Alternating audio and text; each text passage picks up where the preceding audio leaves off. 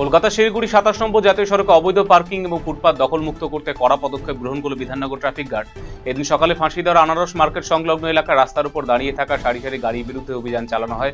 মূলত আনারস নিয়ে যাওয়ার জন্য এই ট্রাক গাড়িগুলো সেখানে বেআইনিভাবে দাঁড়িয়েছিল। পুলিশ একাধিক গাড়ির চালকের বিরুদ্ধে আইনি ব্যবস্থা নেওয়ার পাশাপাশি মোটা অঙ্কের জরিমানা করে।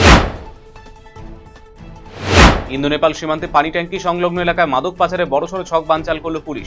বিকেলে উত্তর রামধন জোত সংলগ্ন পানি ট্যাঙ্কি নকশালবাড়ি রাজ্য সড়কে একটি সন্দেহভাজন স্কুটিতে তল্লাশি চালিয়ে 102 গ্রাম ব্রাউন সুগার উদ্ধার করেছে পানি ট্যাঙ্কি ফাঁড়ি পুলিশ। এই ঘটনায় কুমার শৈব নামের নকশালবাড়ি নেহাল জোতের এক বাসিন্দাকে গ্রেপ্তার করা হয়েছে। পুলিশ সূত্রে খবর, ধৃত ব্যক্তি পানি ট্যাঙ্কি এলাকার মাদক হাত বদলে ছক কষেছিল। তার বিরুদ্ধে এনডিপিএস ধারায় মামলা রুজু করা হয়েছে। বৃহস্পতিবার তাকে শিলিগুড়ি মহকুমা আদালতে পেশ করা হয়।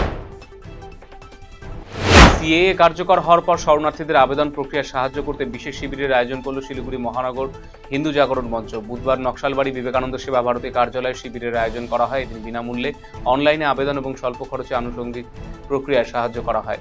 মূলত 2014 সালে ধর্মীয় নিপীড়নের শিকার হয়ে বাংলাদেশ থেকে আগতদের জন্য এই উদ্যোগ বলে জানা গেছে।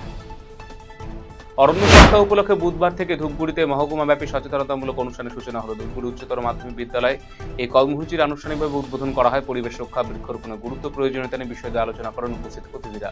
ছাত্রছাত্রীদের নিয়ে একটি বিশাল র্যালি গোটা এলাকা পরিক্রমা করে।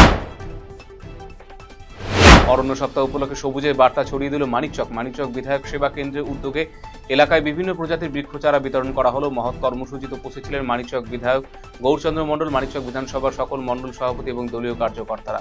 সক্রিয়ভাবে অংশ নিয়ে সাধারণ মানুষের হাতে চারা গাছ তুলে দিয়েছেন। অরণ্য সপ্তাহ উদযাপনের অঙ্গ হিসাবে বুধবার চাঁচল খরবা 1 নম্বর চক্রের উদ্যোগে শিক্ষার্থীদের নিয়ে বিশেষ প্রতিযোগিতামূলক অনুষ্ঠানের আয়োজন করা হলো। এদিন রানী দাক্ষায়ণী গার্লস হাই স্কুলে আয়োজিত এই কর্মসূচিতে 2টি চক্রের high school, junior high school এবং প্রাইমারি স্কুলের শিক্ষার্থীরা অংশ নিয়েছিল।